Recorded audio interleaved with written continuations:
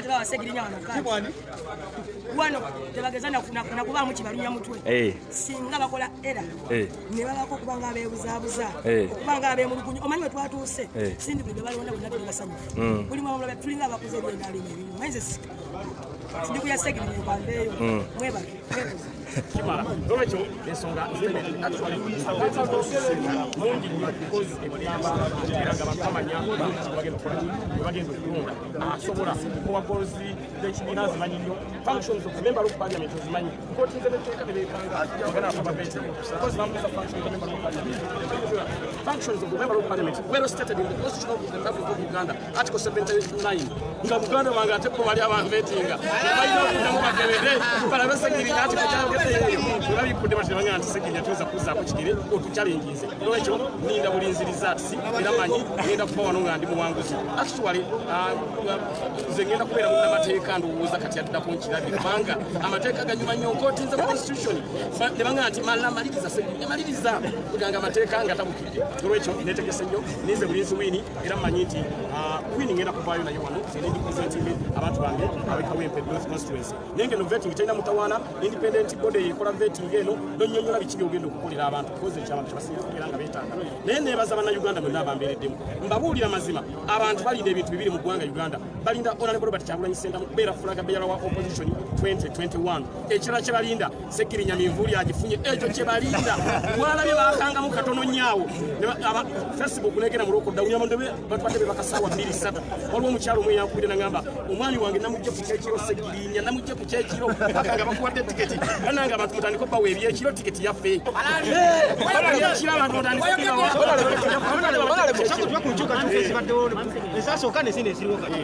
enkyukakyuka zibadde first mpya n'abaddewo si babi era mwana bagira bwe bampita era ekintu nakikuba ku mutwe n'abaddewo si babi naye Honorable Robert Kyagulanyi Ssentamu nga mukama waffe president akyusaamu era agambye nti kandeete balala ate abantu mbadde beewuunya lwaki Segirinya teyajjidde ku lisiti eno eyasoose munange yange erina kuba breaking story erina kuba nnene kati mwadde mwagala nfulumene bali abatalina kye bakola musajja ali ndi active so yange egira kugamba Segirinya kadi agifunye Segirinya asunsuddwa yange erina kuba nga breaking story era bamulete mundi kino bakikoze ku ssembyayo nga kakodyo abaana bagamba musooke mumalirize then Segirinya yegenga breaking story bebiwa abadde afunye okwemulukunyo nowesudde yaweereza n'akatambi ng'agamba Segirinya banawe batamuwa soka omukumye kiri kibya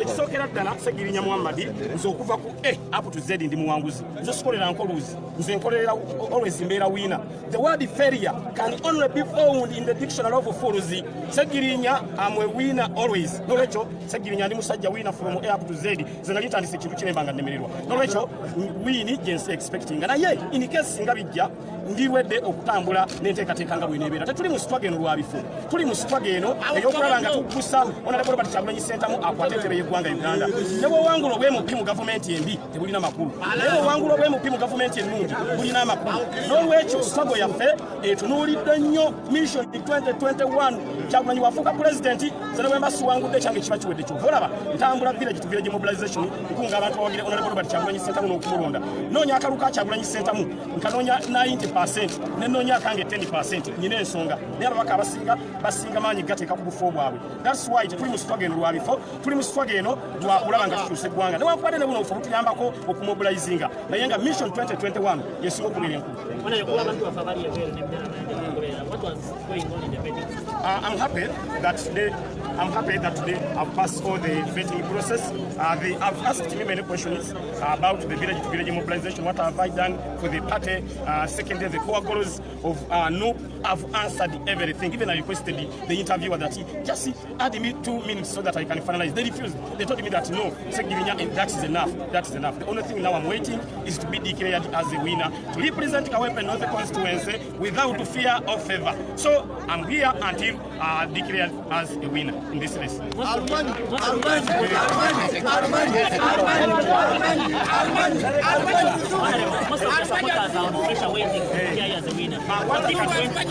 can tell to my supporters is just to be calm.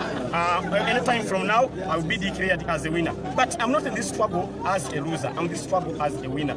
That's why let me make this statement. It was made by the late Nelson Mandela. it was made by the late Nelson Mandela. Whenever you enter in anything, just expect to win. So I'm in this race as a winner, not as a loser. I will not come as an independent because I'm going to hold the Enugu ticket come 2020. Why are you saying that I'm going to come as an independent? Yet 100% I'm going to win. I've told you before that from A up to Z, the Segirinya win A, win B, win C up to Z. Now we say that yes. Chichachikufulo wenja kuba nobe muri vuganya nabo. Echifulo wenja kuba nange betuvuganya nabo. Kitofala ba buli muntu yenna tunulidde ticket mu yakawempe ndovu. Ate nga abafuganya tuli bantu 5 mu gwanga lyonna. Lwaki abantu batulidde ticket eyo? Segirinya mbaddewo nnyo. Buli kimu nkikoze. Go kimanyi nti abantu abali mu diaspora bagenda bakimanyi nti Segirinya ngenda kubeera 2 in 1 nganze MP wa Kawempe North ate nganze MP wa diaspora ekyo badde kimanyi. That's why abantu bandi mu nnyo abantu bansubiramu ebintu bingi because when badde road councillor bingi nnyo byenkoze era bikolwa byange abantu bagenda okusinzirako bannonde mbere MP wa Kawempe North constituency. Nolwekyo kyayagala okubagamba naddala abantu mwenna abatulaba mube bagumu ensolo ku kizigo kweri ngenda kuva wano nga Segirinya Muhammad ndi muwanguzi. Nolwekyo mbadde ntambuza omulimu guno gw'amaanyi g'abantu mu byalo nga nkyali road councillor olwo enfuko mbaka wa parliament kinabeera kitya ate abantu saagala mwerabire Segirinya ekintu siza wano wendi nkimanyi bantu sinza kuva ku maanyi g'abantu njasigala ng'era nze Mr. Update abantu badde batidde Segirinya wanayingira parliament afuna amalala nedda sijja kufuna malala njasigala Mr. Update atimba ebipande bya Kyagulanyi njasigala Segirinya ayamba abanyigirizibwa njasigala Segirinya omuntu wa wansi. Nolwekyo enjawulo gye nnyina bannanga bavuganya abantu bandimu nnyo kugambye ensi yonna erinda tiketi yaki Segirinya Muhammad bamulangiridde era bwe bannangirira wano mugenda kulaba ekigendo gwa mu ggwanga Uganda abantu bonna kye balinza abantu bali ku nkeeke mbagambye wano abantu balekeddaawo okuwa abantu baabwe ekyekiro kwa Segirinya bannange mutandike abantu okubawa ekyekiro wini tugirina naye abantu bane bagambye abakyala bangambye Segirinya tetugenda gaba kyakiro ku baami baffe paka nga bakulangiridde. Lwekyo mbe bagumu ensolo ku kizigo kweri tewali kuzikiza abaana wano bonna kwedikoota bamanyi nti Segirinya yasobola era mbebaza abaana abali kwedikoota wano nebaza abaana ba people power banange sigenda kubavaamu abalwanyi namwe mwetagayo representative mu parliament ya gwanga Uganda abaana baffe babasiba bafuna ebizibu Segirinya nga basiba abaana nga wendi kisobokeeyo bateeyo njagala okulabanga tuteekawo ambulances ezigenda ng'okuyamba abaana baffe abafunye ebizibu mu squabu ezo Segirinya ngenda kuzireeta. Nolwekyo keya agenda kudamu kubonaabona nga Segirinya maze okukwata flag.